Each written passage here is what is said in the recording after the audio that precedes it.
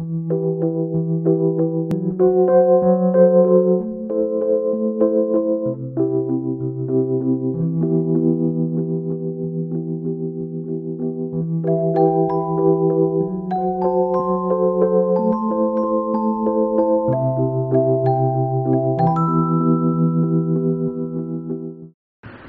احمد کی کہانی Martin quarters کا ماسٹر کے گھر کے قریب پہنچ کر ڈرائیور نے گاڑی اندر گلی میں لے جانے سے انکار کر دیا۔ پچھلی بار کسی نے سالن پھینک دیا تھا صاحب جی، اس نے حتی الامکان ادب کے ساتھ کہا، اور اس سے پچھلی بار 3 چھوکرے۔ ٹھیک ہے، منظر نے ٹائی کی گرہ ڈھیلی کرتے ہوئے کہا، اور یہ چھوکرے کیا ہوتا ہے؟ ذرا دیکھ بھال کر بولا کرو۔ ڈرائیور خاموش بیٹھا رہا۔ ٹائی اور کوٹ سے نجات پا کر منظر کار سے باہر نکل آیا۔ تیز چبھتی ہوئی دھوپ اور کراچی کی مخصوص نم ہوا۔ وہ جب بھی ماسٹر سے ملنے آتا تھا، ڈرائیور کسی نہ کسی بہانے ناگواری کا اظہار کر دیتا تھا، اور منظر ہر بار اپنے غصے پر قابو پا لیتا تھا۔ یہ بات بھی اسے ماسٹر نے ہی سکھائی تھی۔ اس نے کہا تھا، غریب آدمی کے غرور پر ناراض مت ہوا کر پیارے، سالہ غرور کی بیساکھیوں کے سہارے ہی خوش رہنے کے بہانے ڈھونڈ لیتا ہے۔ صاف ستھرے کپڑوں پر، جمعے کی نماز پڑھ لینے پر، گھر میں گوشت پکنے پر، بچے کی 2nd ڈویژن پر، ہر چیز پر اس کی گردن اکڑ جاتی ہے۔ اس پر برا نہیں ماننا چاہیے۔ گلی کے کونے پر اب ایک نیا احاطہ نظر آ رہا تھا۔ بلاکوں سے بنی دیوار پر پلستر کے بغیر ہی سفیدی کر دی گئی تھی۔ ہر کوارٹر والا زیادہ سے زیادہ جگہ گھیر لینے کی فکر میں تھا۔ قبضے بڑھتے جا رہے تھے۔ وہ پیلے رنگ کے سرکاری کوارٹر ان پھیلتے بڑھتے احاطوں کے اندر کہیں غائب ہو گئے تھے جہاں اس نے اپنا سارا لڑکپن گزارا تھا۔ وہ بائیں جانب کی پہلی گلی میں مڑ گیا، کسی ارادے کے بغیر۔ ہمیشہ ایسا ہی ہوتا تھا۔ یہ گلیاں، یہ علاقہ اسے یوں یاد تھا جیسے ہتھیلی کی لکیریں۔ 40 برس گزرنے کے باوجود، اتنی تبدیلیوں کے باوجود، وہ ان کوارٹروں کے درمیان تنگ گلیوں میں گٹر کے ڈھکن پھلانگتا، کیچڑ سے بچتا، نالیوں کو عبور کرتا یوں آگے بڑھ سکتا تھا جیسے یہیں رہتا ہو۔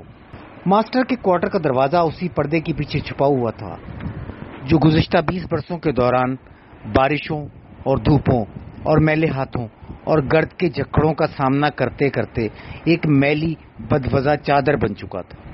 منظر نے پہلے گھنٹی کو 2-3 بار دبایا، پھر پردہ ہٹا کر دروازہ دھڑدھڑایا۔ لمحے بھر بعد اندر سے کسی عورت نے کرخت آواز میں پوچھا، کون؟ منظر نے بند دروازے کو مخاطب کیا، قیصر صاحب ہیں؟ میں منظر ہوں۔ کرخت آواز نے کہا، باتھ روم گیا ہوا ہے، ابھی آ جائے گا۔ وہ یقیناً ماسٹر کی بیوی تھی۔ منظر نے اندازہ لگایا۔ ہر بار وہ ایسی ہی بد تہذیبی کا مظاہرہ کرتی تھی۔ ماسٹر کے دل پر کیا گزرتی ہوگی؟ شاید وہ عادی ہو گیا ہوگا۔ آدمی 50 سال کی عمر میں ہر زیادتی کا عادی ہو جاتا ہے۔ منظر نے کوارٹروں کی قطار پر نگاہ ڈالی۔ ماسٹر کا کوارٹر سب سے خستہ حال نظر آتا تھا۔ 40 سال پہلے کون سوچ سکتا تھا کہ، مگر 40 سال پہلے سوچنے کی فرصت ہی کس کے پاس تھی؟ منظر نے میلے پردے کو دیکھا اور دل ہی دل میں ہنسا۔ 40 سال پہلے تو زندگی کا ذائقہ ہی کچھ اور تھا۔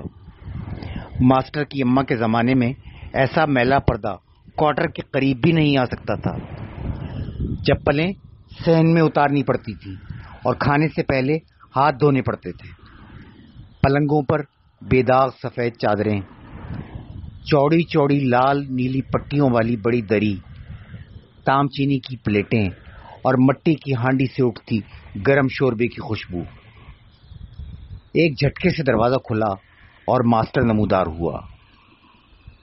وہ پہلے سے زیادہ کمزور لگ رہا تھا اور اس کے دبلے پتلے سیاہی مائل چہرے پر ہڈیاں بھی زیادہ ابری ہوئی محسوس ہوتی تھی، مگر اس کے چہرے پر مسکراہٹ تھی اور ایک پرجوش توانائی۔ ابے اتوار کے روز؟ ماسٹر ہنسا۔ اتوار کو تو تجھے ہفتے بھر کی کمائی کا حساب کرنا ہوتا ہے سیٹھ۔ وہ گلے ملا تو منظر نے اس کے لاغر جسم کی ہڈیوں کی چبن محسوس کی۔ منظر نے کہا، جاہل ماسٹر، سیٹ لوگ کوئی کام نہیں کرتے، ملازم کرتے ہیں سارا حساب کتاب۔ ماسٹر نے قہقہا مارا، کیا فٹ بات کہی ہے پیارے، خوش رہ۔ پھر وہی گلیوں کا سفر تھا، کوارٹروں کے سینے میں اندر اترتی گلیاں۔ ماسٹر نے برسوں سے 20-25 برسوں سے کبھی اسے گھر کے اندر آنے کے لیے نہیں کہا تھا۔ ہر بار وہ اسی طرح چل پڑتے تھے۔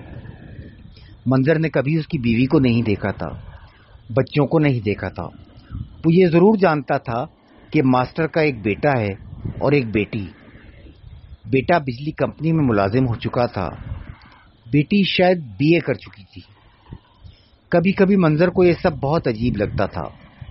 40 برس پرانے دوست جو ایک دوسرے کے گھر والوں کی صورتوں سے آشنا نہ تھے۔ نیم دائرے میں گھومتی پتلی گلی ختم ہوئی تو صلاح الدین ایوبی ہوٹل آ گیا۔ دیوار پر ایک بہت بڑے فریم میں صلاح الدین ایوبی کا پوسٹر آویزاں تھا، گھوڑا، تلوار اور صلاح الدین ایوبی۔ تصویر کے سارے رنگ اڑ چکے تھے اور صلاح الدین ایوبی کی تلوار اب ایک سرمئی ڈنڈے جیسی لگتی تھی۔ ساتھ ہی ایک پوسٹر شاہ رخ خان کا تھا، ایک مادھوری ڈکشت کا، اور 2 چھوٹے چھوٹے فریم۔ یہاں ملازمین کو روزانہ اجرت دی جاتی ہے، ہوٹل میں بیٹھ کر سیاسی گفتگو کرنا منع ہے۔ کرسیاں وہی پرانی تھیں اور میزیں بھی۔ کاؤنٹر کے پیچھے سے ہوٹل کا مالک ایوب کالا نکل آیا، بولا، آؤ آؤ، آج تو شہزادہ آیا ہے، بڑے دن بعد شکل دکھائی ہے بھائی۔ منظر نے کہا، بس یار، کام دھندے میں مصروف رہتے ہیں، کیا کریں۔ ایوب کالا بولا، صحیح کہہ رہا ہے تو، اس سسرے شہر میں ہر شخص پھنسا پڑا ہے، اور تو پھر بھی سال 6 مہینے میں آ جاتا ہے، اپن تو نکل ہی نہیں پاتے اس کتے کام سے۔ اچھا یہ بتا، کیا حال ہے؟ سنا ہے بڑا ٹائٹ قسم کا ہوٹل بنا لیا ہے تو نے، بڑا والا لونڈا بتا رہا تھا ایک دن، دوستوں کے ساتھ گیا تھا تیرے ہوٹل۔ منظر نے کہا، کب؟ ایوب کالا بولا، 2-3 مہینے پہلے، بتا رہا تھا ایک سے ایک گاڑیوں کی لائنیں لگی رہتی ہیں۔ میں نے پوچھا منظر چچا سے ملا کہ نہیں، تو ٹال گیا، بولا وہ شاید تھے ہی نہیں۔ میں نے کہا، ابے وہ تیری طرح نہیں ہے کہ اپنے ہوٹل پر نہ بیٹھے، یوں کہہ کہ تجھے شرم آ رہی تھی سلام کرتے ہوئے، خوب سنائی سالے کو۔ ماسٹر نے اچانک کہا، زیادہ مت سنایا کرو جوان اولاد کو، کسی دن جواب مل گیا تو چھٹی ہو جائے گی۔ ایوب کالا ساکت کھڑا رہ گیا۔ منظر مسکرایا، ماسٹر ان ایکشن، سالا جملہ نہیں بھالا مارتا ہے۔ کاؤنٹر کی طرف جاتے جاتے ایوب کالا دھیمی آواز میں بولا، تھوڑی بہت تو سنانی پڑتی ہیں یار۔ دور ایک میز پر کچھ مزدور ٹائپ لوگ کھانا کھا رہے تھے۔ ان کے ساتھ والی میز پر 3 لڑکے سر جوڑے سرگوشیوں میں باتیں کر رہے تھے اور کنکھیوں سے منظر کو دیکھ رہے تھے۔ منظر جانتا تھا وہ کیا کہہ رہے ہوں گے۔ انہی کوارٹروں سے اٹھ کر دولت مند بن جانے والا شخص جو اپنے ماضی کو نہیں بھولا، اس کے ہوٹل اور اس کی گاڑی اور اس کی شان و شوکت کے بارے میں مبالغہ آمیز انکشافات۔ ابے 34 کے ایک میں رہتا تھا دوسری والی گلی میں، ابا بتاتے ہیں پڑھائی میں بہت تیز تھا۔ ان کوارٹروں میں رہنے والے ہیروز کی تلاش میں رہتے تھے، مشہور لوگ، مقبول لوگ، جو کئی دن تک گفتگو کا موضوع بن سکیں۔ خود منظر کو آج تک بہت سے لوگ یاد تھے۔ ٹی وی کا اداکار ظہور احمد تھا جو اپنے بھائی سے ملنے آتا تھا، اور گلوکار ایم کلیم جو ذرا آگے رہتا تھا۔ برسوں پہلے ایک شام کرکٹر نذیر جونیئر نے ان کی پچ پر بولنگ کرائی تھی، سرخ گیند کی ناقابل یقین آف سپن۔ پھر ریڈیو پاکستان کا وہ صداکار اور گلوکار تھا صادق الاسلام۔ منظر کو سب لوگ یاد تھے، اور وہ جوش و خروش بھی جو ان لوگوں کا ذکر کرتے ہوئے سب چہروں پر رقص کرتا تھا۔ ماسٹر نے 2 مسکا بند منگوائے اور دودھ پتی۔ اس نے کہا، مجھے پتا ہے تیری جان نکل رہی ہوگی مسکا بند دیکھ کر. تجھے اپنا کولیسٹرول یاد آ رہا ہوگا جس کی وجہ سے تو صبح دوپہر شام گھاس کھاتا رہتا ہے. پر جانے من، یہ نرم ملائم بند اور یہ نیو ٹاؤن مکھن کی تہ اور یہ گرم چائے، اسے کھائے بغیر زندہ رہنا زندگی تو نہیں ہے. منظر ہنسا، بولا 30 سال پہلے تو کلیجی کے بارے میں بھی یہی کہتا تھا، وہ جو توے پر بھون کر کھلائی جاتی تھی. منظر بولا اور اس سے پہلے یعقوب بھائی کے گولے گنڈے کے بارے میں. ماسٹر نے قہر آلود نظروں سے اسے دیکھا. تجھے تو بیوی ہونا چاہیے تھا. اتنی پرانی پرانی باتیں پوری کمینگی کے ساتھ یاد رکھتا ہے. یا پھر تاریخ دان ہونا چاہیے تھا.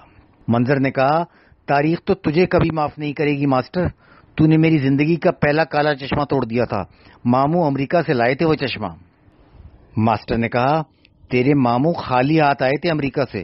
بولٹن مارکیٹ سے خریدے تھے سارے تحفے انہوں نے. اور تاریخ تجھے بھی معاف نہیں کرے گی بیٹا. تو نے میرا نام ماسٹر رکھا تھا.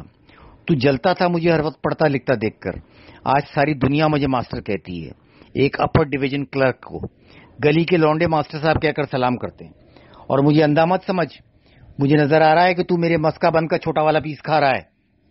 کوئی تازگی کی لہر تھی جو منظر کو شرابور کرتی جاتی تھی، مہینوں کا زنگ اتارتی جاتی تھی. بے کیفی کا اور پشمردگی کا اور اداسی کا زنگ. ایک مرجھایا ہوا پودا انگڑائی لے کر کوئی سرسبز چولا پہن رہا تھا. اس نے سر جھٹک کر قہقہا لگایا. 6-7 ماہ کے دوران پہلا بھرپور قہقہا. ماسٹر نے چائے کا گھونٹ لے کر کہا اچھا اب بتا کیا پریشانی لاحق ہے تجھے. منظر دم بخود رہ گیا. پھر اس نے سنبھل کر کہا ایسی کوئی خاص بات تو نہیں ہے.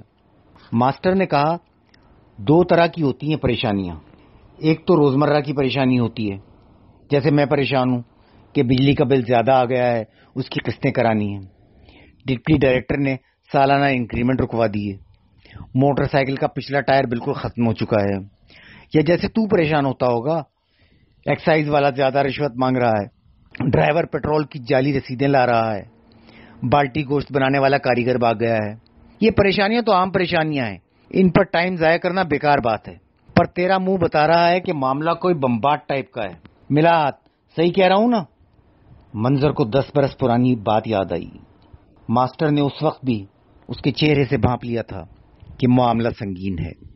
خلا کا مطالبہ واقعی سنگین معاملہ تھا اور بات بہت آگے بڑھ چکی تھی. ماسٹر نے اسے پسپا ہونے کا مشورہ دیا تھا جس پر منظر بھڑک اٹھا تھا. ماسٹر کی باتوں نے اس کے دل میں گہری خراشیں ڈال دی تھی. اس نے کہا تھا غلطی تیری ہے پیارے، تیرے انجن کی ٹیوننگ ایک دم آؤٹ ہے. تو غریب آدمی ہے جسے مقدر نے دولت مند بنا دیا ہے، اور تیری بیوی خاندانی امیر ہے جسے پیسہ بے دردی سے خرچ کرنے کی اور آزاد رہنے کی اور اپنی مرضی چلانے کی عادت ہوتی ہے. تو اب کوارٹر میں نہیں رہتا.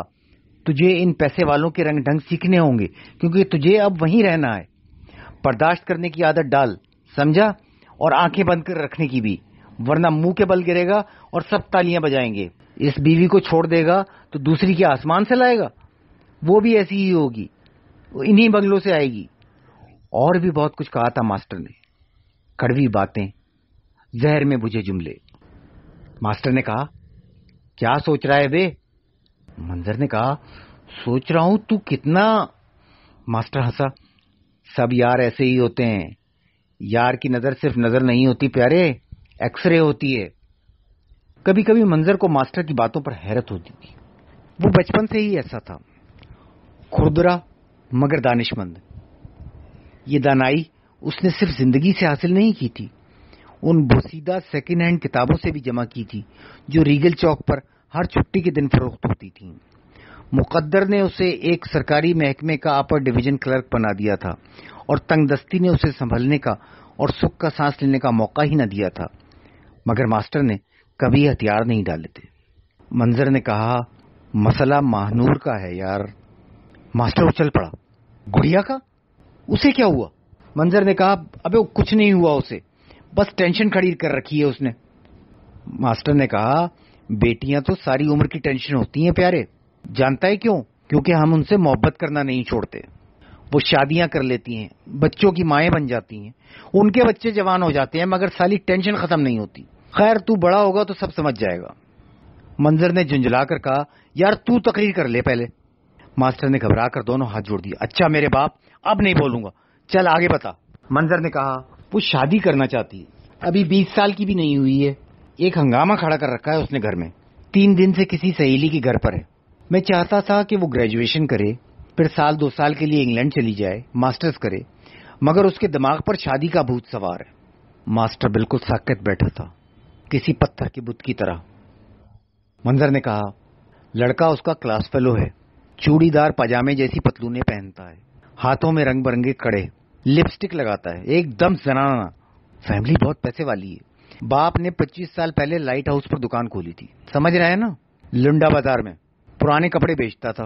اب بھی یہی کام چل رہا ہے لیکن بہت بڑے پیمانے پر. پورے کنٹینر آتے ہیں پرانے کپڑوں کے. ادھر حاجی کیمپ میں ان کے 2 بہت بڑے ویئر ہاؤس ہیں. سارے مال کی چھانٹی ہوتی ہے. خراب مال کراچی کی مارکیٹ میں اور ستھرا مال جاتا ہے بینکاک، ہانگ کانگ اور نہ جانے کہاں کہاں. ماسٹر بدستور ساکت بیٹھا تھا. منظر نے کاؤنٹر کی جانب دیکھا اور اشارہ کیا. ذرا سی دیر میں ایک بچہ ان کے سامنے 2 کپ چائے پٹک کر چلا گیا. ماسٹر بولا بس یا ابھی باقی ہے اسٹوری. منظر نے گرم چائے کا گھونٹ بھر کر کہا تو مجھے اچھی طرح جانتا ہے یار، میں کوئی تنگ نظر تنگ دل باپ نہیں ہوں، مگر لبرل ہونے کی بھی کوئی حد ہوتی ہے. کوئی باپ اولاد کی اور پھر بیٹی کی دھمکیاں برداشت نہیں کر سکتا. میں نے کہہ دیا ہے کہ ماسٹر نے ہاتھ اٹھا کر اسے روک دیا. سٹوری کو خامخواہ پھیلانے کی کوشش نہ کر، میں سمجھ گیا ہوں تیری بات. منظر کو ماسٹر کا لہجہ کچھ عجیب سا لگا. اس کے چہرے پر سنجیدگی تھی جو کرختگی محسوس ہوتی تھی. کچھ دیر خاموشی چھائی رہی. ماسٹر چھت کو دیکھتا رہا اور اپنی لمبی سانولی انگلیوں سے میز پر طبلہ بجاتا رہا، یوں جیسے کہیں دور بجتی کوئی دھن سن رہا ہے. مگر منظر جانتا تھا کہ وہ کسی سوچ میں غرق تھا. یہ اس کا خاص انداز تھا. ہوٹل کے کچن سے اسی وقت ایک چھناکے کی آواز آئی. شاید برتن دھونے والے لڑکے نے کوئی کپ توڑ دیا تھا. کاؤنٹر پر بیٹھا ایوب کالا چلایا توڑ دے، سارے برتن توڑ دے، تیری ماں جہیز میں لائی تھی نا، سب توڑ دے. ماسٹر جیسے کسی گہری نیند سے بیدار ہو گیا. اس نے کہا دیکھ پیارے، کچھ باتیں تو تیری بالکل چریوں والی ہیں. چریا سمجھتا ہے نا، لڑکا زنانہ ٹائپ ہے تو کیا ہوا، آج کل یہی چل رہا ہے. بالیاں پہنتے ہیں لڑکے اور چوڑیوں جیسے کڑے اور ایک دم ٹائٹ قمیض. بیوٹی پارلر جاتے ہیں. ٹائم بدل گیا ہے میری جان. یاد ہے تجھے ہم لوگ بیل باٹم پتلونیں پہنا کرتے تھے، 24 انچ کا پائچا. سالی پتلون غرارہ لگتی تھی لیکن ہم سارے شہر میں اکڑ کر پھرتے تھے. پھر جینز آ گئی تھی، اپن اسی لائٹ ہاؤس سے خریدتے تھے. ہاتھ پیر پھولے ہوئے ہوتے تھے کہ کوئی جاننے والا نہ دیکھ لے. تیرے ابا نے تو ایک دفعہ تیری جینز اور پرنٹڈ قمیضوں کو آگ بھی لگائی تھی. منظر نے کہا ہاں آگے بول، داستانے سنانے بیٹھ جاتا ہے سالا. ماسٹر ہنسا. برا لگ رہا ہے نا؟ گڈ، بلکہ ویری گڈ، دل خوش ہو گیا. اچھا دوسری بات یہ ہے کہ اگر لڑکے کا باپ پہلے لنڈے کے کپڑے بیچتا تھا تو اس سے کیا فرق پڑتا ہے؟ آج کروڑپتی تو بن گیا ہے نا. اور تو خود کیا تھا؟ تیرے گھر میں اتوار کے اتوار گوشت پکتا تھا. کالج میں تیرے پاس فیس کے پیسے نہیں ہوتے تھے. ناولٹی سنیما میں سب سے اگلی سیٹوں پر بیٹھ کر فلمیں دیکھتا تھا تو. یاد ہے نا یا بھول گیا ہے؟ منظر خاموش بیٹھا اسے دیکھتا رہا. ماسٹر نے اپنے بکھرے ہوئے بالوں کو سنوارنے کی کوشش کی، گردن کھجائی اور بولا تو نے بتایا نہیں لیکن میں سمجھ گیا ہوں کہ تو نے گھر میں لفڑا کیا ہے. لفڑا سمجھتا ہے نا؟ سٹوری تو یہ سنا رہا ہے کہ گڑیا نے گھر میں ہنگامہ کر رکھا ہے، لیکن اصل بات یہ ہے کہ ہنگامہ خود تو نے کیا ہے. ابے تو سمجھتا کیوں نہیں ہے؟ وہاں نہیں چلتی ہے مار دھاڑ چیخ پکار، یہاں کوارٹروں میں ٹھیک ہے. منظر نے بیزاری سے کہا پھر؟ ماسٹر نے ٹھنڈی ہو جانے والی چائے کا ایک بڑا گھونٹ لیا اور بولا پھر یہ کہ تجھے عقل سے کام لینا ہوگا. اب یہ مت پوچھنے بیٹھ جائیو کہ عقل کہاں سے آئے گی. دیکھ گڑیا ابھی غصے میں ہے اور نہ سمجھ ہے، لیکن وہ جوان بھی ہے اور بیٹی بھی ہے.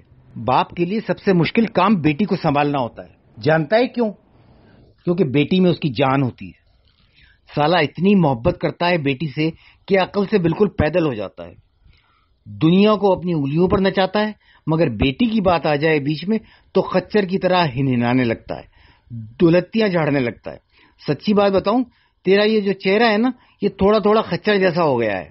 منظر نے جسم و جان کی پوری قوت کے ساتھ پھٹ پڑنے کی خواہش پر قابو پایا اور کرسی سے ٹیک لگائے خاموش بیٹھا رہا. ماسٹر کو سیدھے راستے پر رکھنے کے لیے اس سے اچھی تکنیک کوئی نہیں تھی. ماسٹر مسکرایا، یوں جیسے مقابلہ کرنے والے کسی اچھے کھلاڑی کو داد دے رہا ہو۔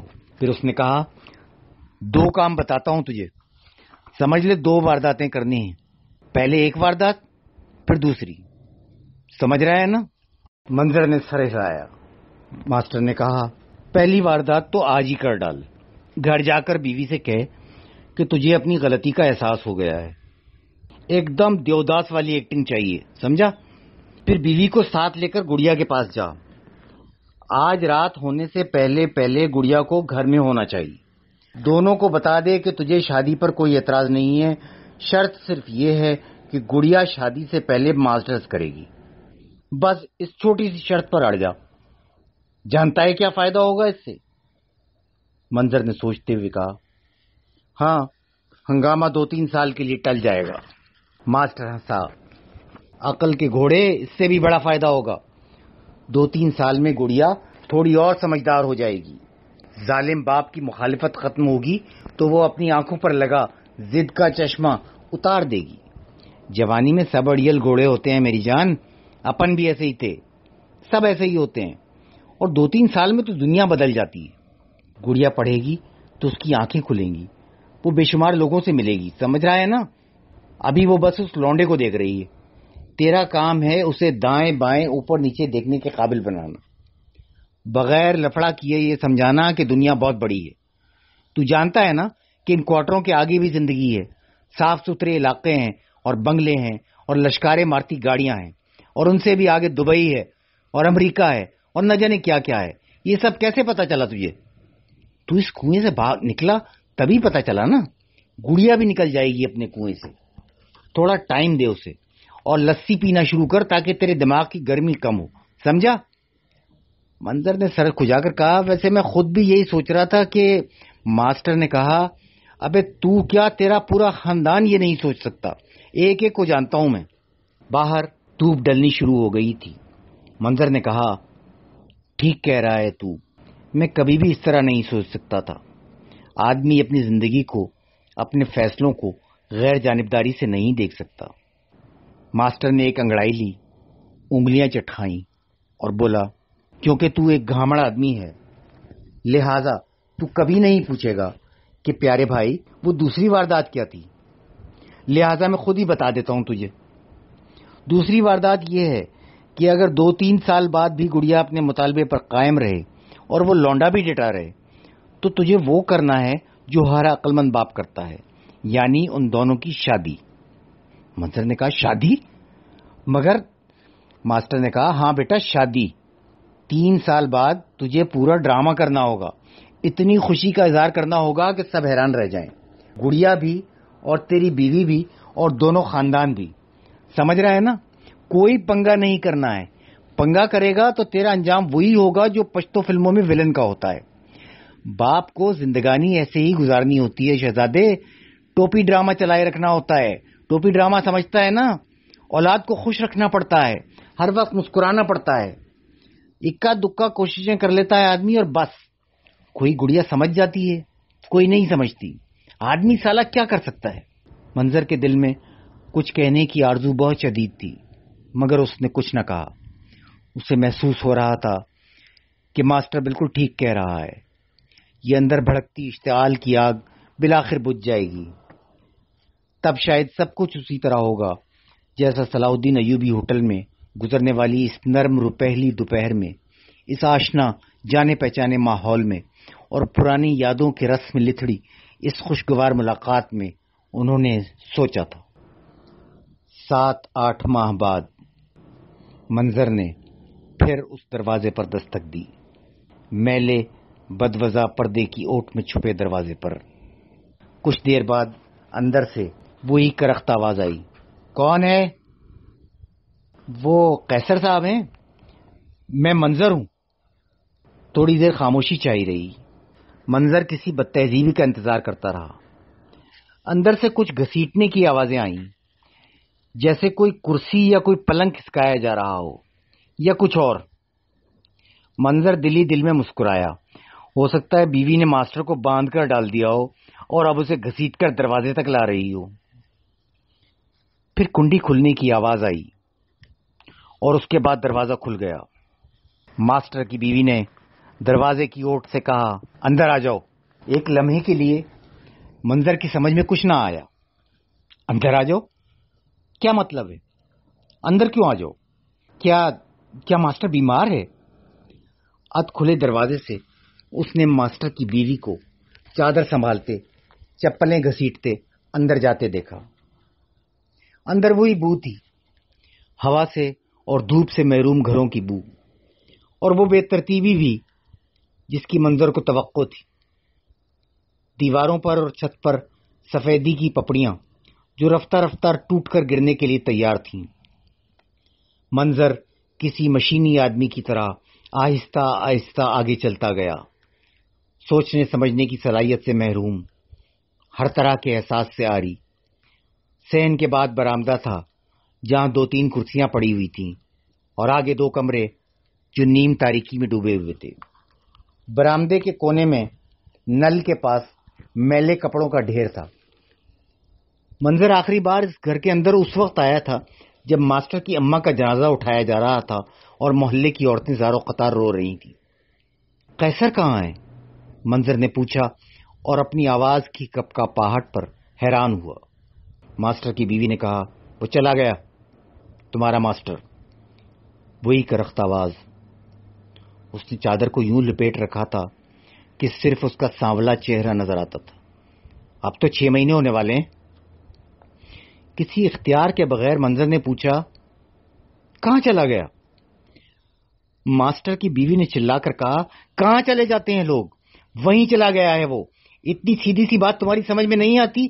رانی کو مار کے چلا گیا ہے، لالو کھیت کی کسی قبر میں جا کے سو گیا ہے سور کا بچہ۔ وہ دھاڑے مار مار کر رونے لگی۔ منظر کو محسوس ہو رہا تھا کہ زمین شق ہوتی جا رہی ہے اور وہ کرسی سمیت اندر دھستا جا رہا ہے۔ کوئی بھنور تھا جو ایک جنونی رفتار سے اسے گھمائے جا رہا تھا۔ نہ جانے ماسٹر کی بیوی نے خود پر کب قابو پایا تھا، نہ جانے وہ خود سوچنے سمجھنے کے قابل کب ہوا تھا۔ منظر کو بس یہ یاد تھا کہ وہ ہلنے جلنے کی قوت سے محروم بدن کے ساتھ کرسی پر ترچھا پڑا ہوا تھا اور اس کا سر پھوڑے کی طرح دکھ رہا تھا۔ ماسٹر کی بیوی چادر لپیٹے سامنے بیٹھی تھی، مگر اس کی آواز جیسے کہیں دور سے آ رہی تھی۔ میں نے اس سے کہا کہ رشتہ برا نہیں ہے، وہ کہہ رہی تھی۔ لڑکا درزی کے پاس کام کرتا ہے تو کیا ہوا؟ کل اپنی دکان کھول لے گا۔ پھر رانی کو بھی پسند تھا وہ لڑکا، مگر ماسٹر کہنے لگا بی اے پاس بیٹی کو میٹرک پاس سے بیاہ دوں، یہ کیسے ہو سکتا ہے؟ ابھی جلدی کیا ہے؟ رانی کو ڈانٹا اس نے، کہنے لگا جس دن وہ اپنی دکان کھول لے گا اس دن بات کرنا، اس سے پہلے نہیں۔ بات تو خیر ٹھیک تھی، میں نے بھی اس رات یہی سوچا تھا کہ وہ غلط نہیں کہہ رہا تھا، لیکن رانی نے کچھ اور ہی سوچ لیا تھا۔ میں فجر میں اٹھی تو رانی کی لاش پنکھے سے لٹک رہی تھی، اور وہ چادر میں منہ چھپا کر پھر رونے لگی۔ منظر نے سر جھٹک کر دماغ پر چھائی دھند کو صاف کرنے کی کوشش کی۔ اسے یہ سب کچھ غیر حقیقی لگ رہا تھا، جیسے ابھی آنکھ کھل جائے گی، جیسے ابھی ماسٹر کی بیوی اور یہ بوسیدہ گھر اور یہ پورا نظارہ پلک جھپکتے میں غائب ہو جائے گا۔ ماسٹر کی بیوی نے خود پر قابو پا کر کہا، میں پاگلوں کی طرح پچھاڑے کھا رہی تھی، چلا رہی تھی، میرے بیٹے کا بھی برا حال تھا، مگر وہ چپ تھا۔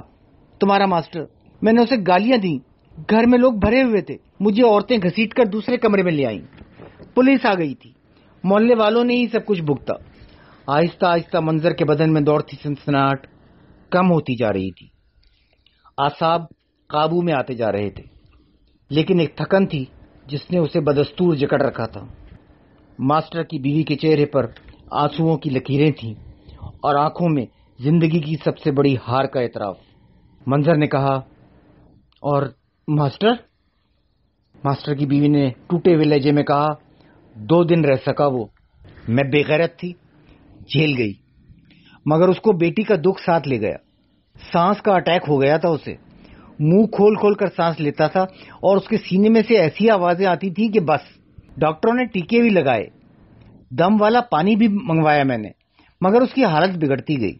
آخر میں تو دماغ پلٹ گیا تھا اس کا، ہنسنے لگا تھا زور زور سے، چھت کو دیکھ کر کہنے لگا تھا، مولا پہلی واردات ہی غلط کرا دی۔ بار بار کہتا رہا یہی۔ میں سمجھ گئی تھی کہ وہ بچے گا نہیں۔ پھر وہ منظر اس کی ہچکیاں سنتا رہا اور خاموش بیٹھا رہا۔